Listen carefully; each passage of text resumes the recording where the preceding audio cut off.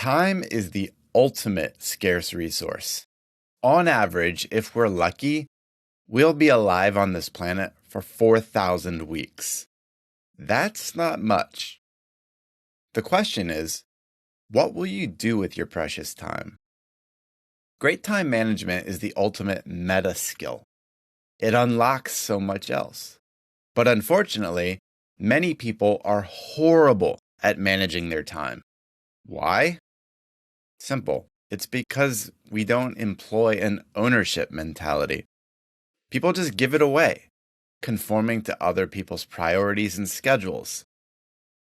For me, especially in my coaching practice, I see this most prevalent for those trapped in the corporate cage, which is a mental state where people become trapped and stunted by their corporate environment.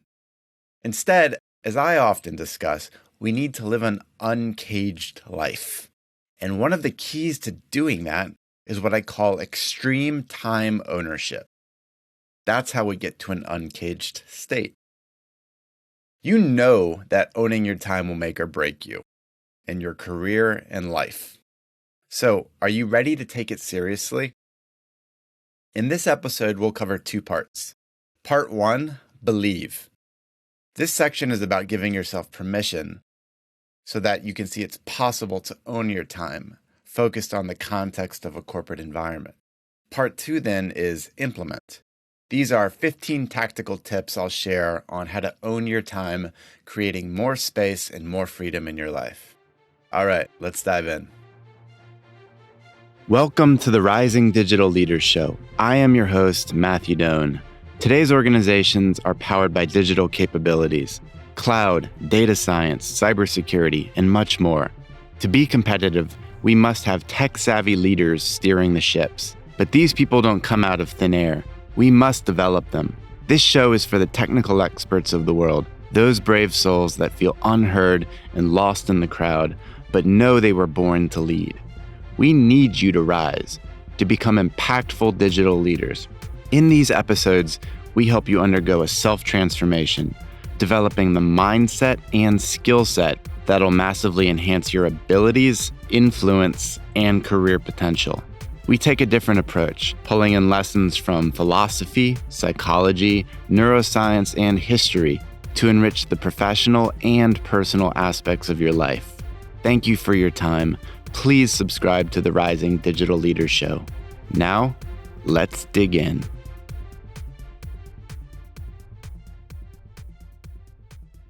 All right, part 1, believe. As Naval Ravikant said, guard your time. It's all you have. So true. Realize that you have incredible agency. You might not believe it, but trust me, you do. No one else can make a decision for you. Literally, no one else can get in your head and make you do something. You can be influenced, but it's all up to you and what you do, say, and think. What others ask of you almost always pales in comparison to what you can accomplish under your own imagination and initiative. By maximizing your time, you can A, provide extreme value to others, and B, live a free and self-actualized life. This gets you to that uncaged state. Extreme time ownership is the philosophy that you need to embed in your mind and live by this, day in and day out. That's how you escape the corporate cage and live an uncaged life. All right, that's the simple framing, part 1, on how to believe that you can have extreme time ownership. Let's get to part 2, where you implement this. I've got 15 particular tactics I'd like you to adopt here. I want you to first understand that extreme results require extreme measures. You'll want to dial these methods up over time, being sensitive to your environment. You'll want to manage perceptions, not piss people off. You want to do things gradually and try things out so that you can get better and ramp this up. You don't want to do it all at once. It'll be a shock to your system and to those around you. But believe me, you won't regret it. All right, let's get through the 15 tactics.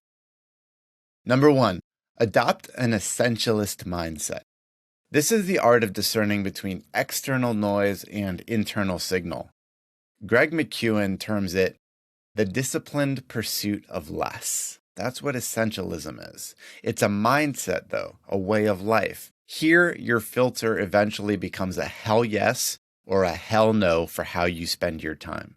That's the essentialist mindset. Number 2, create empty space.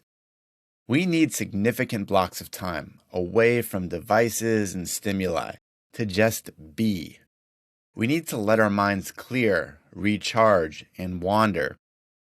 The Japanese suggest this idea of forest bathing, where you go out in nature and just let it all come to you and you soak in the beautiful earth. Whatever way you choose, you must find a way to create empty space in your calendar, in your mind, to just go be somewhere doing something that isn't taxing. It's not a task. It's just you being out in the world. Number 3, control your calendar with no regrets. Own your calendar, period. I'll say it. Leaving it open leaves you open to attack. Block it proactively, building in your priorities. Have no shame in having large blocks taken up for your own thing. When people ask for your time, respond with, "Here's what I have available." Yes, executives do this. You see it all the time, and you can too. Start to really take ownership of your time by grabbing ownership of your calendar, especially the calendar that other people have access to. And a special hint, if you can, it's culturally acceptable. Turn off sharing. You don't need to show everybody what you're doing. Keep that private. Number 4, prioritize deep work. These are activities performed in a distraction-free flow state. Here, you're pushing your cognitive abilities to their upper limits, and you're maximizing your creative output. If you want to level up, make space for this every single day. Think about 2 or 3 hours max, based on where your energy levels are, where you can do your deepest, most creative, high-intensity work. You won't be sorry that you do this. It all stacks, whether it's for personal reasons or for the job itself. Number 5, be a ruthless time blocker. Stop with the 30-minute chunks in your day. You're destroying your output potential. Instead, plan 3 to 5 major chunks of time into your day for meaty activities, professional and personal. Give each block an intention. Dispense with the 15 items showing up on your calendar every single day. That is fragmenting your attention, energy, and is leading to just a sheer fraction of what you could achieve, whether it's for your professional or personal life. Number 6, minimize meetings. Most surveys show that 30 to 40% of time spent in meetings is valuable. That's pretty low. But here's the real problem. You're using your mental energy before, during, and after the meeting. The anticipation and the residual effects loom large. Reduce and opt out of as many meetings as possible. We won't go into it, but when you have meetings, there are so many tactics you want to employ to make sure that you're getting the most out of those meetings, including agendas and making sure we have outcomes, but that's for another day. Number 7, practice who, not how. Dan Sullivan and Ben Hardy taught me this powerful technique. Great leaders don't take on tasks that A, are uninteresting, and B, they're not skilled at. Instead, find the right who around you to execute the task and let them figure out the how, completely detached from that pressure to figure it all out yourself. Who, not how. That's your guiding philosophy. I appreciate that it's harder to do earlier in your career, but as you go, keep looking for ways to enroll others in what the job is and helping execute the mission to keep yourself free for the things that you're skilled at and the things that you love. Save hours in minutes. The entrepreneur Steph Smith taught me excellent ways to bring automation into the fold. You know of calendaring tricks like Calendly, but think of other ways to automate workflows, especially repetitive tasks. Don't be a robot. Find ways to save entire hours through minutes of effort. Do the upfront work so that you don't become a robot doing the same thing again and again in the future. Number 9, remember the fallacy of multitasking. It's just impossible, as much as you'd like to think otherwise. Your brain is not a multi-threaded computer. Stop pretending it is. Concentrate. Do the one thing, as author Gary Keller advises. One thing at a time, and then the next thing, focusing on the most important. That's how we get the real results. That's how we feel damn good about how we spend our time. Number 10, seize transitional moments. Years ago, Tom Bilyeu taught me the power of 5 minutes here, 5 minutes there. The idea is to capture the little chunks of transitional time that you have in your day. Riding in an Uber, shaving, in a waiting room. Use this time to listen to a podcast, call a friend, catch some sunlight, or meditate. Keep the empty space principle in mind, but definitely seize these little chunks. They add up to big chunks. Number 11, understand your energy levels. Your circadian rhythm governs your energy levels throughout the day. It tends to be quite regular. Understand your peak states and align your creative, most intensive efforts to those time blocks. Push low energy tasks, like administrative meetings, to low energy time frames. Don't waste high energy zones. They're precious. Save them for things like deep work. Number 12, set and track goals. There's no universal method for this. I've cultivated an approach for me that's far less rigid than what most productivity obsessives will teach you. But honestly, we've all got to find our own way to make it tangible, documented, and something that you can constantly revisit. You must program your subconscious with your goals and make it enjoyable. Revisit them every day. Write them down every day. Simple, take a few minutes, but literally build this into your mind so you know what you're going after. Because if you know what you're going after, you know how to take aligned action with your time. Number 13, implement constraints and deadlines. The entrepreneur Tiago Forte taught me that the more a person limits themselves, the more resourceful they become. So give yourself strict parameters and deadlines. It's a forcing function for focused energy and creative genius. If you read about it, check out Parkinson's Law. It says that work expands to fill the time available. So if we give ourselves an hour, we'll get something good done in an hour. If we leave it unbounded for 3 days, it'll take 3 days. So follow Parkinson's Law and make sure that you give yourselves constraint and deadlines so that you can get done what you need to get done in a reasonable time frame. Number 14, audit your time. Do your best to live by your calendar. Auditing doesn't need to be some overly rigid process. It doesn't need to be super technical. But if you find that you're living 80% in alignment with your calendar and you feel great about your results, that's a signal that you're doing something well.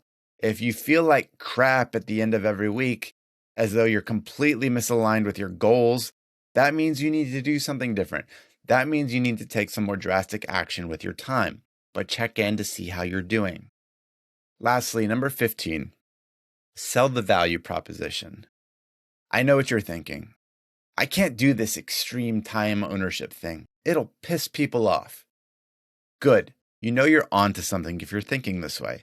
Generating extreme value requires you to buck conformity. Otherwise, doing the average means you'll amount to average. So you have to do the hard work of easing people into this new way of being. Articulate to them, especially those on your team, how your time ownership will benefit them. Earn yourself some leash. Show them that you being more autonomous and in control and more free, in that way you can be more valuable for yourself and for everyone else.